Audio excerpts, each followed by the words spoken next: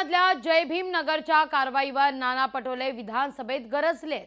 विधानसभा अध्यक्षांच्या आदेशाला काही किंमत आहे की नाही हा सवाल नाना पटोले यांनी उपस्थित केलाय।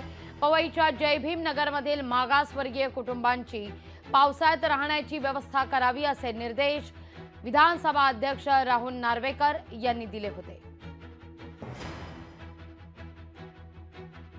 अध्यक्ष महाराज, जय भीम नगर मध्ये ज्या 655 घराला उद्ध्वस्त करून बुलडोजर चढवून त्या मागासवर्गीयांना बेघर केलं होतं। अध्यक्ष महाराज, तुम्ही सरकारला आदेश दिले होते की आपण तातडीनं याचं व्यवस्था करावी। मी आपण सांगितलं की काही तिकडे घरं आहेत तिथं व्यवस्था करावी।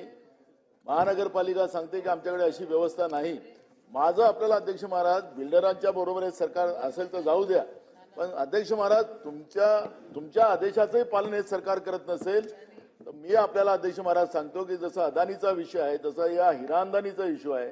आपण आदेश देऊन सुद्धा सरकार पालन करत नाही आणि मागासवर्गीय लोकांना पाण्यात ठेवते आहे। सन्मान्य सदस्य नाना पटोलेजींनी यापूर्वी सभागृहात या संदर्भातली माहिती मांडलेली आणि ही माहिती दिल्यानंतर त्यांनी ज्या लोकांची झोपडी तोडण्यात आली आणि ज्यांना बेघर झालेले त्यांची व्यवस्था पावसाळी दिवसात शासनाने शेल्टर्स जे बांधलेले आहेत त्यात करावी अशा निर्देश या चेअरवरनं मी दिलेले। या संदर्भात कोणती कारवाई केली आहे, काय कारवाई केली आहे या संदर्भातला अहवाल शासनाने उद्या संध्याकाळपर्यंत सादर करावा।